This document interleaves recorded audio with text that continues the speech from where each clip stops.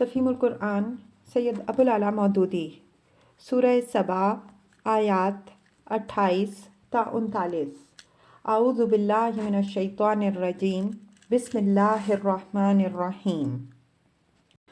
وما ارسلناک الا کافۃ للناس بشیرا ونذیرا، اور اے نبی صلی اللہ علیہ وسلم ہم نے تم کو تمام ہی انسانوں کے لیے بشیر و نذیر بنا کر بھیجا ہے۔ وَلَكِنَّ أَكْثَرَ النَّاسِ لَا يَعْلَمُونَ، مگر اکثر لوگ جانتے نہیں ہیں۔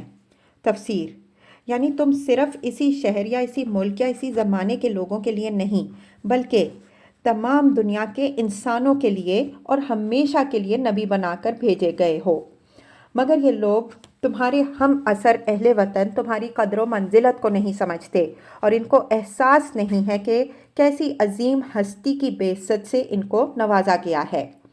یہ بات نبی صلی اللہ علیہ وسلم اپنے ملک یا اپنے زمانے کے لیے نہیں بلکہ قیامت تک پوری نوع بشری کے لیے مبعوث فرمائے گئے ہیں۔ قرآن مجید میں متعدد مقامات پر بیان کی گئی ہے، مثلاً وَأُوحِيَ إِلَيَّ هَذَا الْقُرْآنُ لِأُنذِرَكُم بِهِ وَمَن بَلَغَ، انعام 19۔ اور میری طرف یہ قرآن وحی کیا گیا ہے تاکہ اس کے ذریعے سے میں تم کو متنبہ کروں کہ اور ہر اس شخص کو جسے یہ پہنچے۔ قُلْ يَا أَيُّهَا النَّاسُ إِنِّي رَسُولُ اللَّهِ إِلَيْكُمْ جَمِيعًا، اعراف 158۔ اے نبی صلی اللہ علیہ وسلم کہہ دو کہ اے انسانوں میں تم سب کی طرف اللہ کا رسول ہوں۔ وَمَا أَرْسَلْنَاكَ إِلَّا رَحْمَةً لِلْعَالَمِينَ، اور اے نبی صلی اللہ علیہ وسلم ہم نے نہیں بھیجا تم کو مگر تمام جہان والوں کے لیے رحمت بنا کر۔ الانبیاء 107۔ تبارک الذی نزل الفرقان علی عبدہ لیکون للعالمین نذیرا، الفرقان 1۔ بڑی برکت والا ہے وہ جس نے اپنے بندے پر فرقان نازل کیا تاکہ وہ تمام جہان والوں کے لیے متنبہ کرنے والا ہو۔ یہی مضمون نبی صلی اللہ علیہ وسلم نے خود بھی بہت سی احادیث میں مختلف طریقوں سے بیان فرمایا ہے، مثلاً مسند احمد، مرویات ابو موسیٰ اشعری رضی اللہ عنہ، ترجمہ میں کالے اور گورے سب کی طرف بھیجا گیا ہوں۔ مسند احمد، مرویات عبداللہ بن عمر بن عاص رضی اللہ عنہ، میں عمومیت کے ساتھ تمام انسانوں کی طرف بھیجا گیا ہوں، حالانکہ مجھ سے پہلے جو نبی بھی گزرا ہے وہ اپنی قوم کی طرف بھیجا گیا ہے۔ بخاری و مسلم من حدیث جابر بن عبداللہ رضی اللہ عنہ، ترجمہ پہلے ہر نبی خاص قوم کی طرف مبعوث ہوتا تھا اور میں تمام انسانوں کے لیے مبعوث ہوا ہوں۔ بخاری و مسلم، ترجمہ میری بعثت اور قیامت اس طرح ہیں، یہ فرماتے ہوئے نبی صلی اللہ علیہ وسلم نے اپنی 2 انگلیاں اٹھائیں۔ مطلب یہ تھا کہ جس طرح ان 2 انگلیوں کے درمیان کوئی تیسری انگلی حائل نہیں ہے، اسی طرح میرے اور قیامت کے درمیان بھی کوئی نبوت نہیں ہے، میرے بعد بس قیامت ہی ہے اور قیامت تک میں ہی نبی رہنے والا ہوں۔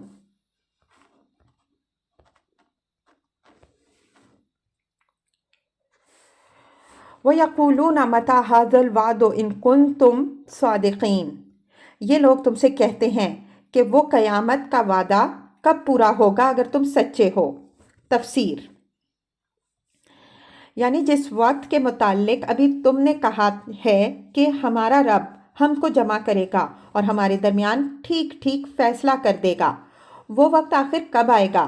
ایک مدت سے ہمارا اور تمہارا مقدمہ چل رہا ہے، ہم تمہیں بار بار جھٹلا چکے ہیں اور کھلم کھلا تمہاری مخالفت کیے جا رہے ہیں، اب اس کا فیصلہ کیوں نہیں کر ڈالا جاتا؟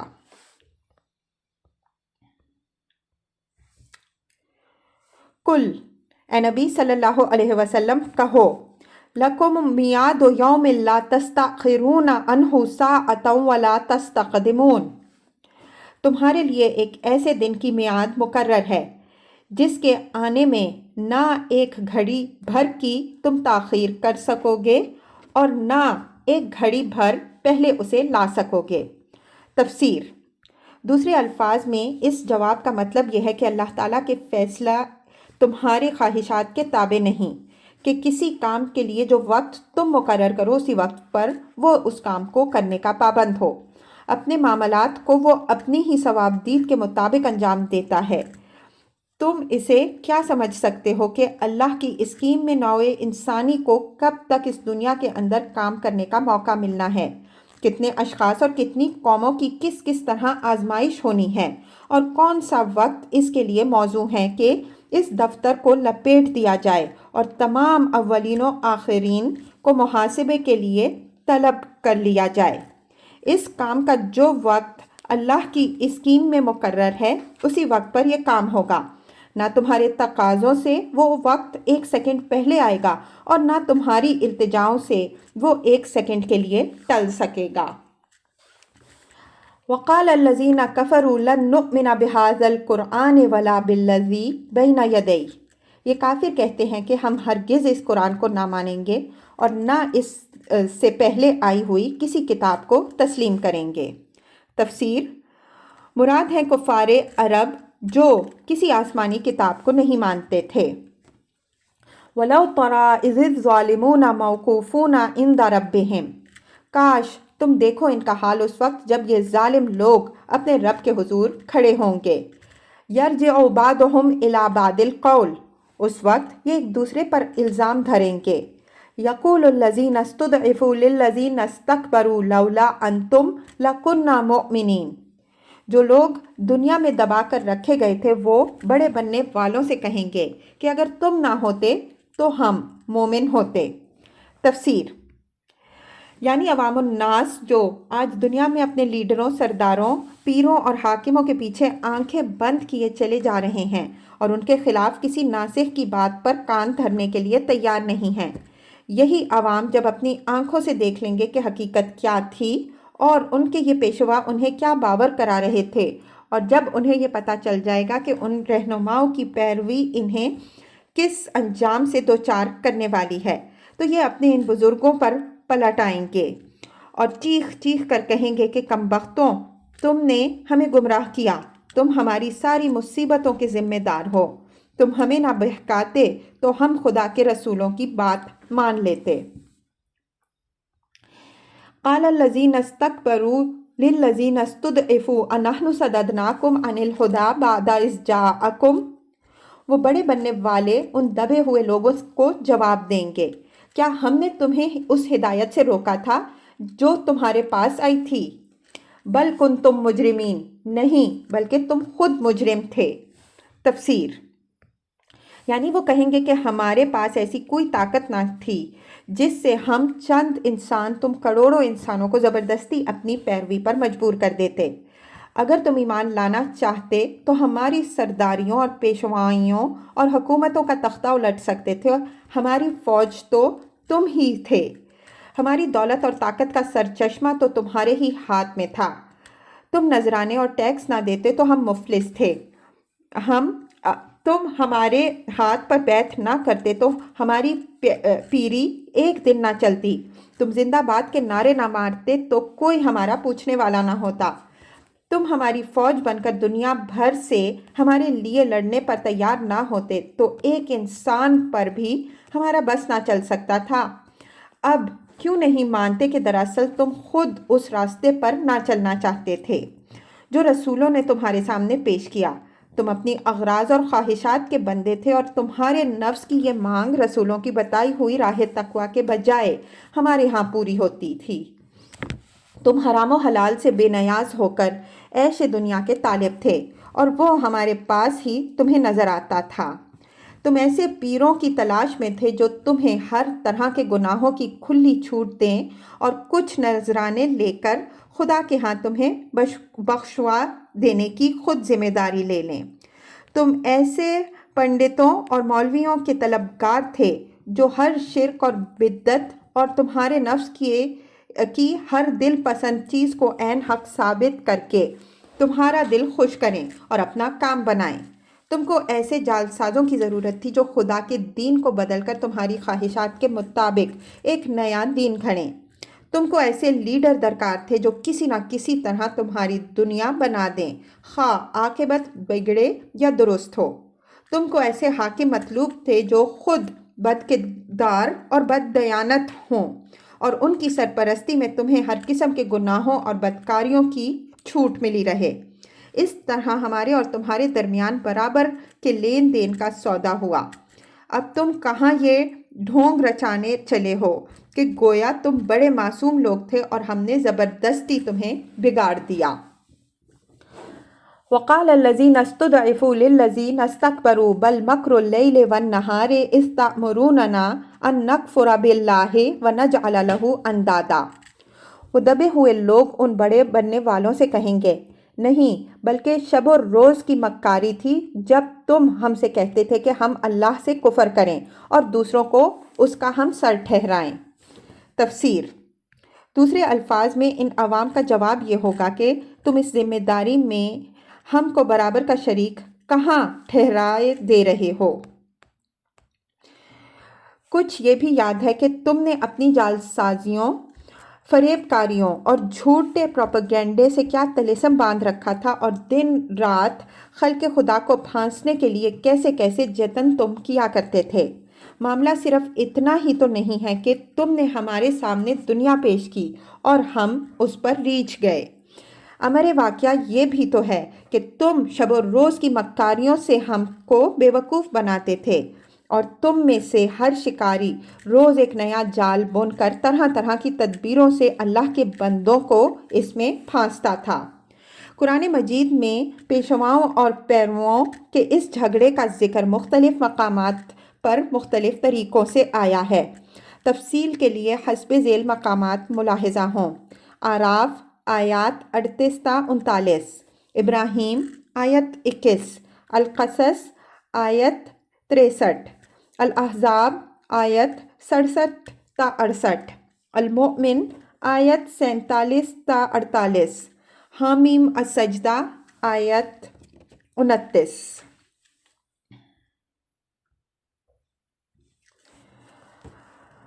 وَأَسَرُّوا النَّدَامَةَ لَمَّا رَأَوُا الْعَذَابَ۔ آخر کار جب یہ لوگ عذاب دیکھیں گے تو اپنے دلوں میں پچھتائیں گے۔ وَجَعَلْنَا الْأَغْلَالَ فِي أَعْنَاقِ الَّذِينَ كَفَرُوا، اور ہم ان منکرین کے گلوں میں توق ڈال دیں گے۔ هَلْ يُجْزَوْنَ إِلَّا مَا كَانُوا يَعْمَلُونَ، کیا لوگوں کو اس کے سوا اور کوئی بدلہ دیا جا سکتا ہے کہ جیسے اعمال ان کے تھے ویسی ہی جزا وہ پائیں۔ وَمَا أَرْسَلْنَا فِي قَرْيَةٍ مِّن نَذِيرٍ إِلَّا قَالَ مُتْرَفُوهَا إِنَّا بِمَا أُرْسِلْتُم بِهِ كَافِرُونَ، کبھی ایسا نہیں ہوا کہ ہم نے کسی بستی میں ایک خبردار کرنے والا بھیجا ہو اور اس بستی کے کھاتے پیتے لوگوں نے یہ نہ کہا ہو کہ جو پیغام تم لے کر آئے ہو اس کو ہم نہیں مانتے۔ تفسیر۔ یہ بات قرآن مجید میں بکثرت مقامات میں بیان کی گئی ہے کہ انبیاء علیہم السلام کی دعوت کا مقابلہ سب سے پہلے اور سب سے آگے بڑھ کر ان خوشحال طبقوں نے کیا جو دولت و حشمت اور نفوذ و اقتدار کے مالک تھے۔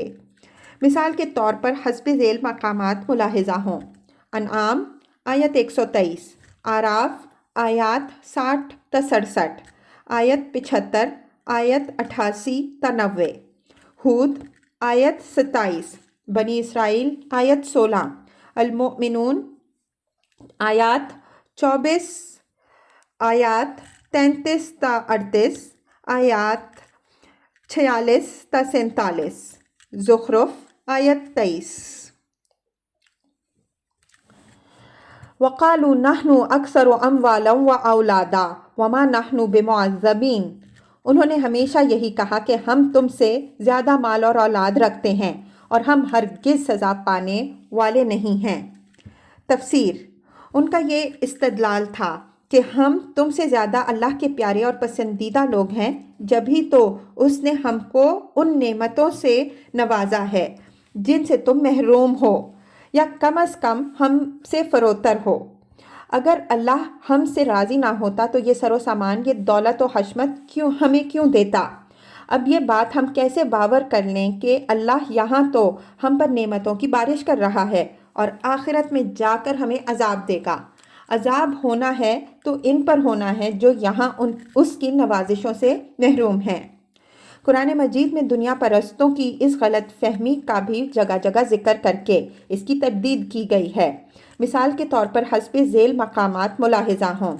البقرہ آیت 126 تا 212، توبہ آیت 55 تا 69، ہود آیت 3 تا 27، رعد آیت 26، کہف آیات 34 تا 43، مریم آیت 73 تا 77، طٰہٰ آیت 131، مؤمنون آیت 55 تا 61، الشعراء آیت 101، القصص آیت 76 تا 83، روم آیت 9، مدثر آیت 11 تا 26، فجر آیت 15 تا 20۔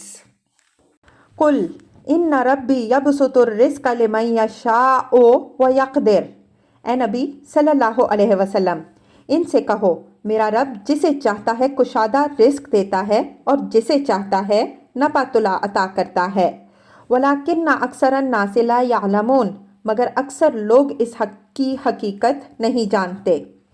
تفسیر، یعنی دنیا میں رزق کی تقسیم کا انتظام جس حکمت و مصلحت پر مبنی ہے اس کو یہ لوگ نہیں سمجھتے اور اس غلط فہمی میں پڑ جاتے ہیں کہ جسے اللہ کشادہ رزق دے رہا ہے وہ اس کا محبوب ہے اور جسے تنگی کے ساتھ دے رہا ہے وہ اس کے غضب میں مبتلا ہے۔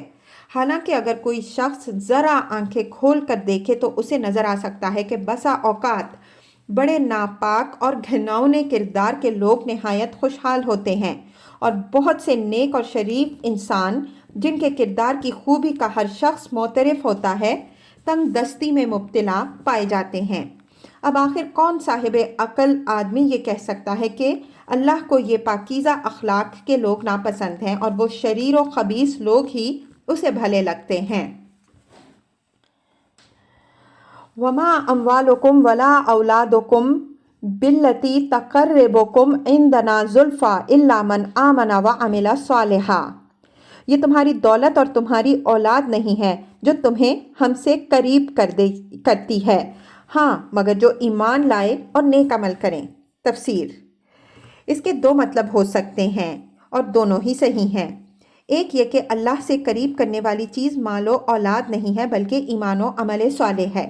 دوسرے یہ کہ مال اور اولاد صرف اس مومن صالح انسان کے لیے ذریعہ تقرب بن سکتے ہیں جو اپنے مال کو اللہ کی راہ میں خرچ کرے اور اپنی اولاد کو اچھی تعلیم و تربیت سے خدا شناس اور نیک کردار بنانے کی کوشش کرے۔ فَأُولَٰئِكَ لَهُمْ جَزَاءُ الضِّعْفِ بِمَا عَمِلُوا وَهُمْ فِي الْغُرُفَاتِ آمِنُونَ، یہی لوگ ہیں جن کے لیے ان کے عمل کی دوہری جزا ہے اور وہ بلند و بالا عمارتوں میں اطمینان سے رہیں گے۔ تفسیر، اس میں ایک لطیف اشارہ اس امر کی طرف ہے کہ ان کی یہ نعمت لازوال ہوگی اور اس اجر کا سلسلہ کبھی منقطع نہ ہوگا، کیونکہ جس عیش کے کبھی ختم ہو جانے کا خطرہ ہو اس سے انسان پوری طرح مطمئن ہو کر لطف اندوز نہیں ہو سکتا۔ اس صورت میں یہ دھڑکا لگا رہتا ہے کہ نامعلوم کب یہ سب کچھ چھن جائے۔ والذین یسعون فی آیاتنا معاجزین، رہے وہ لوگ جو ہماری آیات کو نیچا دکھانے کے لیے دوڑ دھوپ کرتے ہیں۔ اولئک فی العذاب محضرون، تو وہ عذاب میں مبتلا ہوں گے۔ قل، اے نبی صلی اللہ علیہ وسلم ان سے کہہ دو، ان ربی یبسط الرزق لمن یشاء من عبادہ ویقدر لہ، میرا رب اپنے بندوں میں سے جسے چاہتا ہے کھلا رزق دیتا ہے اور جسے چاہتا ہے نپاتلا دیتا ہے۔ تفسیر، اس مضمون کو بتکرار بیان کرنے سے مقصود اس بات پر زور دینا ہے کہ رزق کی کمی و بیشی اللہ کی مشیت سے تعلق رکھتی ہے نہ کہ اس کی رضا سے۔ مشیت الہی کے تحت اچھے اور برے ہر طرح کے انسانوں کو رزق مل رہا ہے۔ خدا کا اقرار کرنے والے بھی رزق پا رہے ہیں اور اس کا انکار کرنے والے بھی۔ نہ رزق کی فراوانی اس بات کی دلیل ہے کہ آدمی خدا کا پسندیدہ بندہ ہے، اور نہ اس کی تنگی اس امر کی علامت ہے کہ آدمی اس کا مغضوب ہے۔ مشیت کے تحت ایک ظالم اور بے ایمان آدمی پھلتا پھولتا ہے، حالانکہ ظلم اور بے ایمانی خدا کو پسند نہیں، اور اس کے برعکس مشیت ہی کے تحت ایک سچا اور ایماندار آدمی نقصان اٹھاتا اور تکلیفیں سہتا ہے، حالانکہ یہ صفات خدا کو پسند ہیں۔ لہٰذا وہ شخص سخت گمراہ ہے جو مادی فوائد اور منافع کو خیر و شر کا پیمانہ قرار دیتا ہے۔ اصل چیز خدا کی رضا ہے، اور وہ ان اخلاقی اوصاف سے حاصل ہوتی ہے جو خدا کو محبوب ہیں۔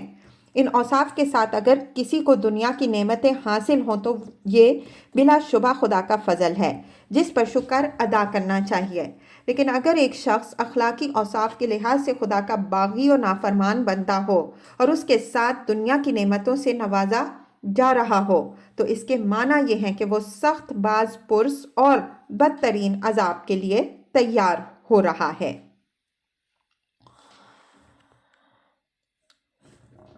وَمَا أَنفَقْتُم مِّن شَيْءٍ فَهُوَ يُخْلِفُهُ، جو کچھ تم خرچ کر دیتے ہو اس کی جگہ وہی تم کو اور دیتا ہے۔ وَهُوَ خَيْرُ الرَّازِقِينَ، وہ سب رازقوں سے بہتر ہے۔ تفسیر: رازق، صانع، موجد، مطیع اور ایسی ہی دوسری بہت سی صفات ایسی ہیں جو اصل میں تو اللہ تعالیٰ ہی کی صفات ہیں مگر مجازاً بندوں کی طرف بھی منسوب ہو جاتی ہیں۔ مثلاً ہم ایک شخص کے متعلق کہتے ہیں کہ اس نے فلاں شخص کے روزگار کا بندوبست کر دیا، یا اس نے یہ عطیہ دیا، یا اس نے فلاں چیز بنائی یا ایجاد کی۔ اسی لحاظ سے اللہ تعالیٰ نے اپنے لیے خیر الرازقین کا لفظ استعمال فرمایا ہے، یعنی جن جن کے متعلق تم گمان رکھتے ہو کہ وہ روزی دینے والے ہیں، ان سب سے بہتر روزی دینے والا اللہ ہے۔